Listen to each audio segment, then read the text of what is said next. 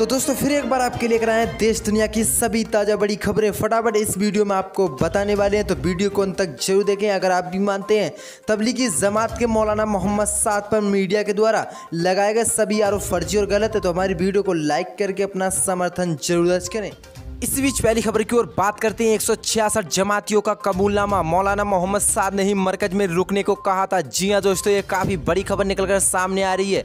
मौलाना मोहम्मद साद को लेकर दिल्ली पुलिस की क्राइम ब्रांच ने मौलाना मोहम्मद साद के बेटों और रिश्तेदारों समेत कुल 166 जमातियों से पूछताछ कर चुकी है।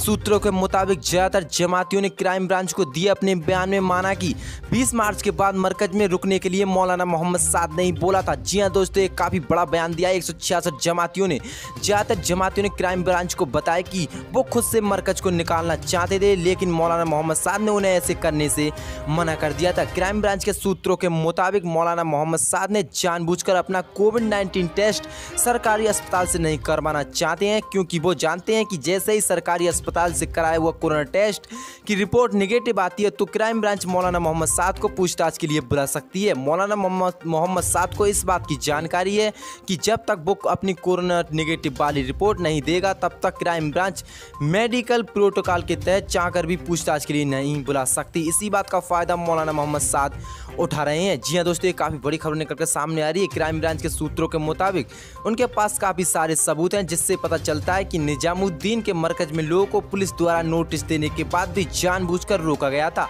जिसको साबित करने के लिए दिल्ली पुलिस की क्राइम ब्रांच ने 166 जमातियों के बयान दर्ज किए हैं।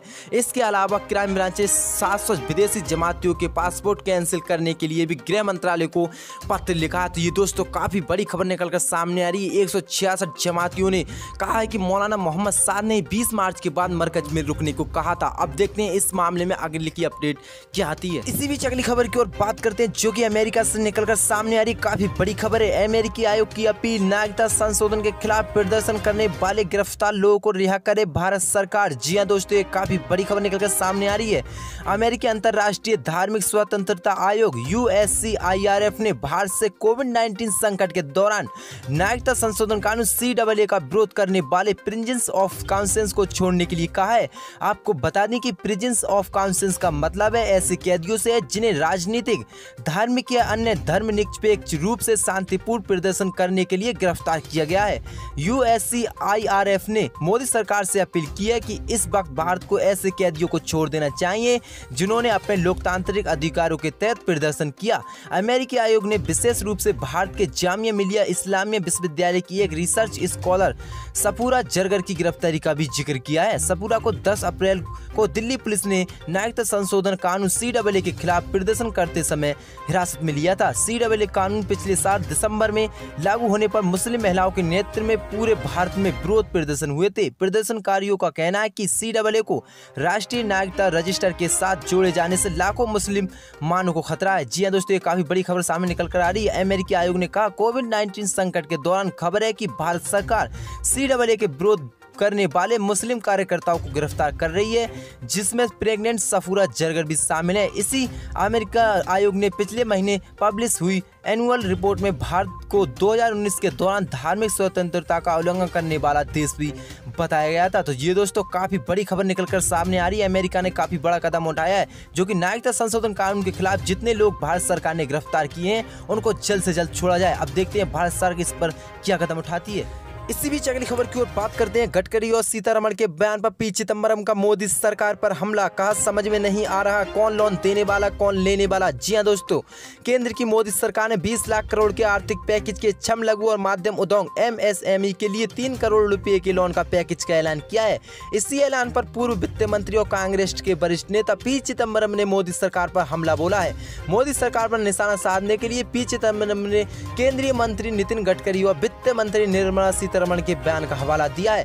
कांग्रेस नेता P चिदंबरम ने शुक्रवार को किए अपने ट्वीट में लिखा, मंत्री गडकरी का कहना है कि सरकार और सार्वजनिक उपक्रमों पर MSME सेक्टर का 5 लाख करोड़ का बकाया है। वहीं मंत्री सीतारमण कहती हैं कि हम 45 लाख MSME को 3 लाख करोड़ का गारंटी फ्री लोन देते हैं, तो समझ में नहीं आ रहा है कि लोन देने वाला कौन है और लोन लेने वाला कौन है। इसी से जुड़े अपने एक अन्य ट्वीट में चिदंबरम ने लिखा क्या पहले दोनों मंत्री अपने खातों का निपटारा करेंगे और एमएसई को सरकार की मदद के बिना खुद को बचाने देंगे? तो ये काफी बड़ा हमला बोला है पी चिदम्बरम ने मोदी सरकार पर। इसी बीच बढ़ते दोस्तों अगली बड़ी खबर की ओर। तो उद्धव ठाकरे निर्विरोध चुने गए महाराष्ट्र विधान परिषद के सदस्य, कोई भी विपक्ष नेता सामने नहीं हुआ उनके खड़े। इसी बीच बढ़ते दोस्तों अगली बड़ी खबर की ओर। तो दिल्ली हाई कोर्ट पहुंचा जमातियों को क्वारंटीन के नाम पर कैद करने का मामला। जी हां दोस्तों, आपको बता दें कि जिस तरह से दिल्ली में और अन्य राज्यों में क्वारंटीन के नाम पर तबलीगी जमात के लोगों को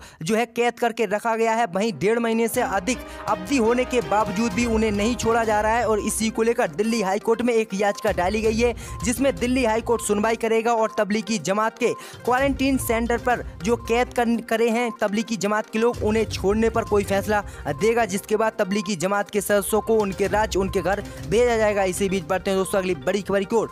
रविशंकर प्रसाद का बड़ा आरोप, कांग्रेस नेता नीरव मोदी के लिए लंदन में दे रहे हैं गवाही, वहीं बचाने की कर रहे हैं कोशिश। तो काफी बड़ा हमला बोला है रविशंकर प्रसाद ने। इसी बीच बढ़ते हैं दोस्तों अगली बड़ी खबर की ओर। तो विजय माल्या को झटका, ब्रिटेन के हाई कोर्ट ने सुप्रीम कोर्ट में याचिका डालने की अर्जी की खारिज। जी हां दोस्तों, आपको बता दें कि विजय माल्या को यह बड़ा झटका लगा है। अब विजय माल्या भारत वापस आएगा, क्योंकि भारत से ये कई बैंकें लूटकर छोड़कर भारत भाग गया और विदेशों में रह रहा है। वहीं ब्रिटेन हाई कोर्ट से आज इसको बड़ा झटका लगा है, अब ये भारत जरूर आएगा। इसी बीच बढ़ते दोस्तों अगली बड़ी खबर की ओर।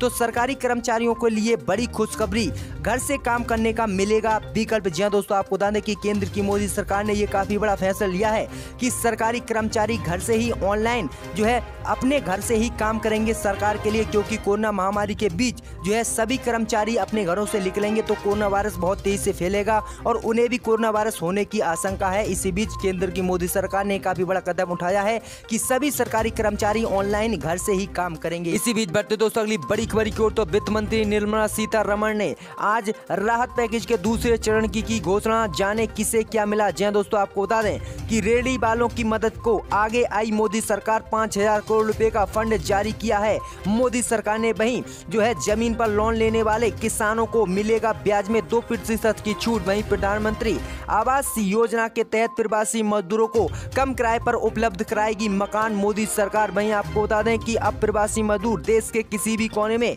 जाकर राशन डिपो से अपने हक का राशन ले सकते हैं।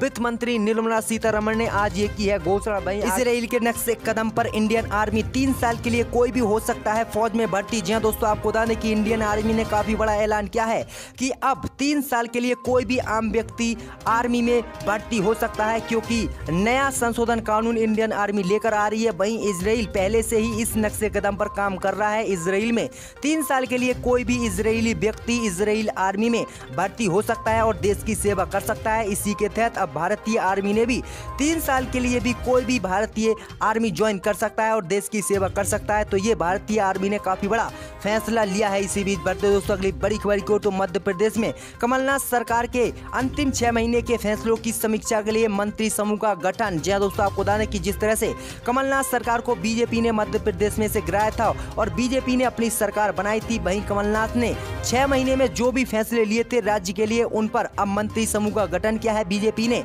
वहीं कमलनाथ के जो फैसले हैं उनको कुछ को जो है निरस्त कर दिया जाएगा और कुछ फैसलों को जो है राज्य में लागू रहने दिया जाएगा। जो भी योजना कमलनाथ सरकार ने लागू की है कुछ को लागू किया जाएगा और जो बीजेपी सरकार को अच्छी नहीं लगेंगी उनको जो है हटा दिया जाएगा, निरस्त कर दिया जाएगा मध्य प्रदेश में से। तो काफी बड़ी बीजेपी ने ये फैसला किया है। इसी बीच बढ़ते दोस्तों अगली बड़ी खबर की ओर। तो कोरोना महामारी में घोटाला, कतर को मालूम चला कि मजदूर भारतीयों से पैसे लिए जा रहे हैं तो एयर इंडिया की सारी उड़ानें कर दी रद्द। दोस्तों, आपको बता दें कि कोरोना महामारी के चलते मोदी सरकार ने विदेशों से सभी भारतीयों को बुलाने के लिए एयर इंडिया की फ्लाइटों से उड़ान भराई थी। इसी को लेकर कतर को जब मालूम चला कि भारतीय मजदूर जो कतर में काम कर रहे थे उनसे फ्लाइट के पैसे लिए जा रहे हैं, तो कतर ने काफी बड़ा कदम उठाते हुए एयर इंडिया की सारी उड़ानों को कतर में आने से रद्द कर दिया है, जिसके बाद एयर इंडिया को ये काफी बड़ा झटका दिया है कतर ने। इसी बीच बढ़ते हैं दोस्तों अगली बड़ी खबर की ओर।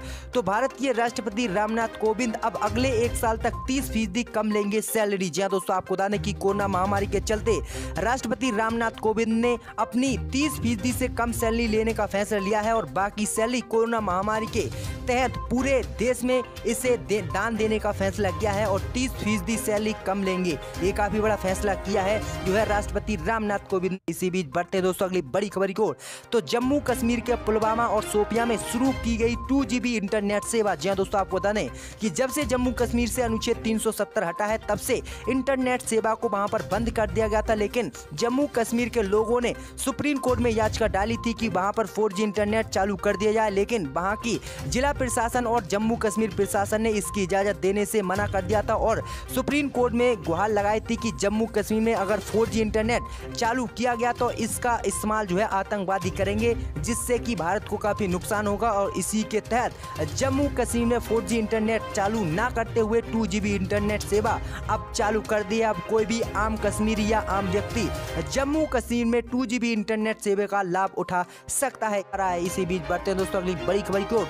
तो JNU में बनेगी कोरोना वायरस के सबसे सस्ती टेस्टिंग डिवाइस। जी दोस्तों, आपको बता दें कि JNU के छात्रों ने काफी बड़ा दावा किया है कि JNU में कोरोना वायरस की सबसे सस्ती टेस्टिंग किट बनाई जाएगी, जो देश और विदेशों में भी इस्तेमाल की जा सकेगी। तो काफी अच्छा नाम किया है JNU ने, क्योंकि JNU मोदी सरकार के समय में काफी निशाने पर रहा है। और JNU में किस तरह से हिंसा हुई ये आपके सामने नागरिकता संशोधन कानून के समय आपको पता है। इसी बीच बढ़ते दोस्तों अगली बड़ी खबर की ओर। तो PM केयर फंड से 3100 करोड़ जारी, प्रवासी मजदूरों पर खर्च होंगे 1000 करोड़ रुपए, ये काफी बड़ा ऐलान किया गया। इसी बीच बढ़ते दोस्तों अगली बड़ी खबर की ओर। तो माल्या का ट्वीट, आर्थिक पैकेज के लिए बधाई, लेकिन मुझसे भी ले सरकार पैसे। जी दोस्तों, आपको बताने की विजय माल्या जो बैंकों को लूटकर और भारत से काफी माल लूटकर फरार चल रहा है और विदेश में मजे ले रहा है। इसी बीच जो है माल्या का ट्वीट आया है कि आर्थिक पैकेज के लिए प्रधानमंत्री मोदी को बधाई दी, लेकिन उन्होंने कहा कि मुझसे भी सरकार इस महामारी के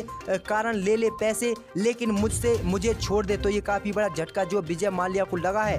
तो दोस्तों वीडियो में आज के लिए इतना ही। अगर वीडियो अच्छी लगे तो लाइक शेयर जरूर कर दें और कमेंट करके हमें बता दें। तौर से मेरी इन दोनों कौमी पार्टियों से गुजारिश है कि वो खुद इस बात को नोटिस कर लें। और यकीनन निशिकांत दुबे ने जो बात कही सही कहा। मैंने भी बैठकर यहाँ पर देखा था कि इसी ऐवान में टेबल पर पैसे डाले गए थे। अब कौन उस वक्त यहाँ बैठा था वो अक्लमंद जानते हैं, मगर मैं दोहराना नहीं चाहता। मैंने ये भी देखा था 2006 में कि एक MP ने यहाँ पर आकर अपने फाइल्स डिप्टी स्पीकर पर